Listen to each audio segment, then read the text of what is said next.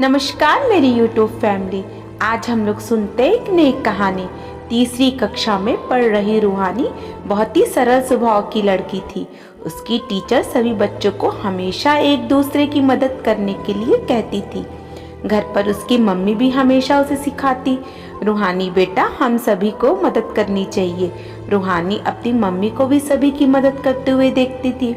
इसी तरह की परवरिश के कारण ही क्लास में किसी को यदि किसी भी चीज़ की ज़रूरत हो तो रूहानी मदद अवश्य ही करती थी। उसी के साथ पढ़ने वाली विपाशा उसके इस स्वभाव का हमेशा ही फायदा उठाती थी। विपाशा अक्सर ही रूहानी से पेन, पेंसिल, रबर, शॉर्पनर जैसी चीज़ें मांगा करती थी। कभी वह वस्तुएं लौटा देती और कभी स्वयं ही रख लेती। इस बात से विपाशा की मम्मी अनजान थी, क्योंकि विपाशा घर आते ही वह वस्तुओं को कहीं भी छुपा देती थी। लंच ब्रेक में अक्सर वह रूहानी के पास आकर बैठ जाती। यदि उसकी पसंद की कोई खाने की चीज़ दिख जाए तो उसे उठाकर खा लेती।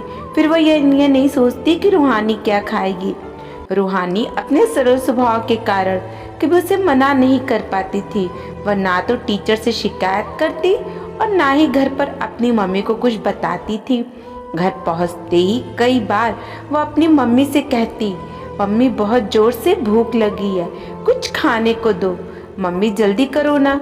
कई बार रूहानी की मम्मी अनामिका हैरान हो जाती और सोचती, इतनी तेज भूख कैसे लग सकती है, मैं तो टिफिन में कितना स्वादिष्ट और कितना कुछ भेजती हूँ। जब अनामिका उसे खाना देती तो वह इस तरह से जल्दी जल्दी खाने लगती मानो उसने कब से कुछ नहीं खाया हो।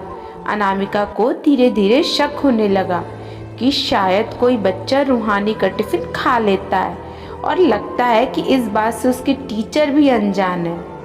हर हफ्ते 2 हफ्ते में उसके रबर, पेंसिल, शार्पनर भी तो गायब हो जाते हैं। अनामिका ने एक दिन रूहानी से पूछा, रूहानी बेटा तुम्हारे रबर पेंसिल कहाँ चले जाते? मैं तो कितनी बार नया ला कर रखती हूँ फिर गायब हो जाते। और तुम्हारा खाना कोई और खा लेता है क्या? नहीं मम्मी, कोई नहीं खाता, मैं ही खाती हूँ। अनामिका के कई बार पूछने पर भी रूहानी ने कभी विपाशा की शिकायत नहीं करी। वह तो उसे अपना दोस्त समझती थी। अनामिका ने एक दिन रूहानी की टीचर को फोन लगाकर उन्हें सारी बातों से अवगत कराया। रूहानी की टीचर ने कहा, जी आप बिल्कुल चिंता ना करें, मैं देखती हूँ सब बच्चे साथ बैठकर अपना टिफिन खाते हैं, आसपास बैठते हैं, इसलिए मेरा कभी ध्यान नहीं गया। रूहानी और विपाशा काफ़ी अच्छी दोस्त हैं, वह दोनों हमेशा साथ साथ होती हैं। मैं अब ध्यान रखूंगी और तुरंत ही आपको खबर भी करूंगी। तब टीचर ने ध्यान देना शुरू किया और जल्दी उन्हें पता चल गया कि क्या चल रहा है। वह देख रही थी कि विपाशा कितने प्यार से रबर, पेंसिल रूहानी से मांग कर ले लेती है और फिर वापस भी नहीं करती है। टिफिन भी कई बार वो खा लेती है और रूहानी कुछ नहीं कहती, बस चुपचाप देखती रह जाती है। टीचर को अब पता चल गया कि दोस्ती की आड़ में विपाशा क्या कर रही है। हालांकि वह भी छोटी बच्ची ही थी, किंतु उसके कदम गलत दिशा की ओर जा रहे थे, अतः उसे रोकना भी बहुत ज़रूरी था। रूहानी का भी इस तरह का स्वभाव सही नहीं था कि मदद के नाम पर कोई इस तरह से फ़ायदा उठाता रहे और वह चुप रहे। यह सब देखने के बाद टीचर ने बहुत सोच समझकर एक योजना बनाई, जिससे सांप भी मर जाए और लाठी भी ना टूटे। टीचर ने अपनी क्लास में कहानी प्रतियोगिता रखी। सभी बच्चों से कहा, अपने घर से एक एक कहानी सीख कर आना। क्लास के एक लड़के युवान से उन्होंने कहा, युवान मैं तुम्हें कहानी दूंगी, तुम मेरी लिखी हुई कहानी याद करके आना। युवान बहुत ही अच्छी तरह स्पीच बोलता था, इसलिए टीचर ने अपनी कहानी के लिए उसे पसंद किया था। 3 दिनों के बाद कहानी प्रतियोगिता थी। सभी बच्चे कहानी तैयार करके आए थे।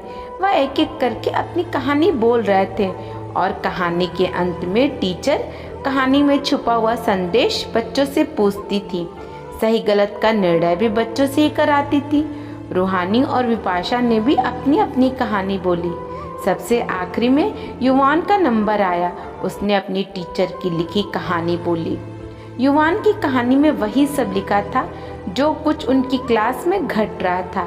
बच्चों के नाम अलग थे, बस जिस तरह से विपाशा अपनी ही दोस्त रूहानी के सरल स्वभाव का फायदा उठा रही थी, गलत दिशा की तरफ जा रही थी, कुछ इसी तरह की कहानी युवान ने अपने अनोखे अंदाज में सुनाना शुरू किया। पूरी क्लास में सभी बच्चे ध्यान से कहानी सुन रहे थे।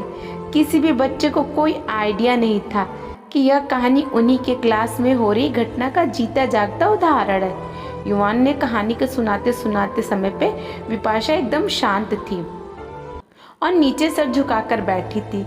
शायद वह समझ रही थी कि इस कहानी की खलनायिका वह खुद है। जैसे जैसे कहानी आगे बढ़ रही थी, विपाशा की आंखें आंसुओं से भीग रही थी। टीचर का ध्यान विपाशा की तरफ ही था।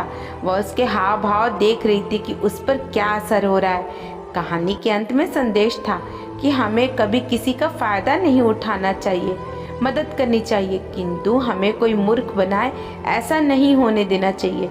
यह कहानी जब खत्म हुई तब टीचर ने बच्चों से एक प्रश्न किया, अच्छा बच्चों बताओ, यदि ऐसा बच्चा तुम्हारी क्लास में हो तो क्या तुम उस बच्चे से दोस्ती करना पसंद करोगे? सारे बच्चे एक साथ चिल्लाए, नहीं टीचर। विपाशा शांत थी, साथ ही रूहानी यह कहानी सुनकर सोच रही थी कि क्या यह कहानी उसके लिए है। उसे भी अपनी गलती का एहसास हो रहा था।